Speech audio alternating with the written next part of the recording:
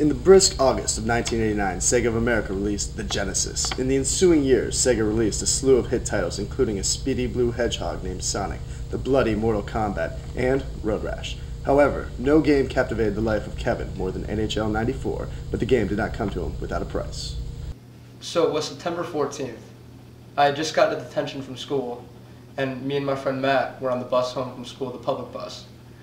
We got off the bus and walked behind the bus, and the next thing Matt knew, he turned around and I had been thrown through the air by a truck that had hit me going 35 miles an hour, and I laid motionless in the road.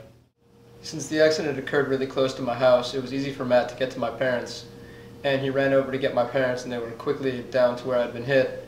My mother wasn't even worried about who had hit me or anything. She was just worried about, was I okay? And she ran over to me, and she told me when I woke up in the hospital that the first thing I said to her was, "Mom, I love you, and I just really want to go home."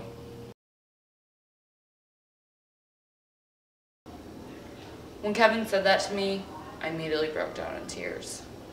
And then I thought to myself, what can I do to make him happy again? I first started playing NHL 94 when I got out of the hospital. My mom bought it for me as a present. And when I first got it, I looked at the box and I saw that I could score in different ways, I could play with 4 people, and hell, even the Zamboni had a new look. And so he played. You gotta get ready for this game. You got the playoffs coming up, you gotta go for the cup.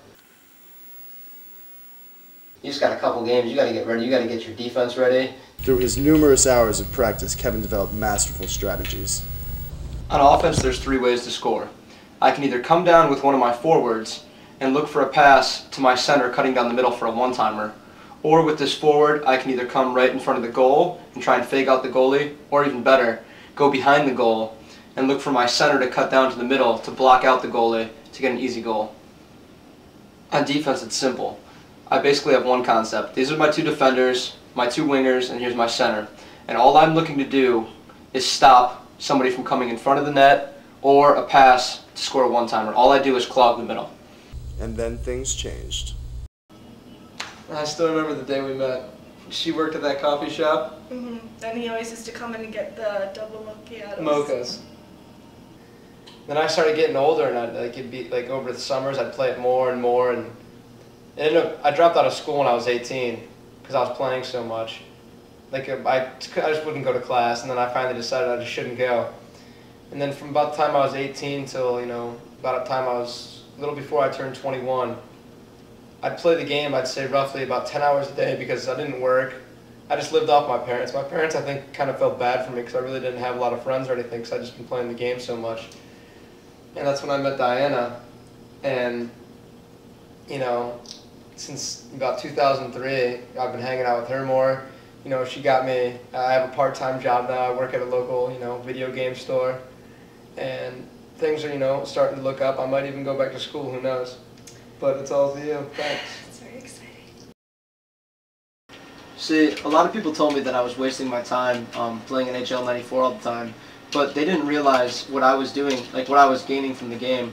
I realized I took my family and considered them my team, and not only I'm looking out for myself, playing the single player guy to try and score a goal, but I have to make sure that I know where my other teammates are, like my family, and I can give them the puck. That's asking them for advice or whatever, or maybe even giving them advice if they need help. Anything I can do. And then the defenders are everybody else in the world that I need to go up against.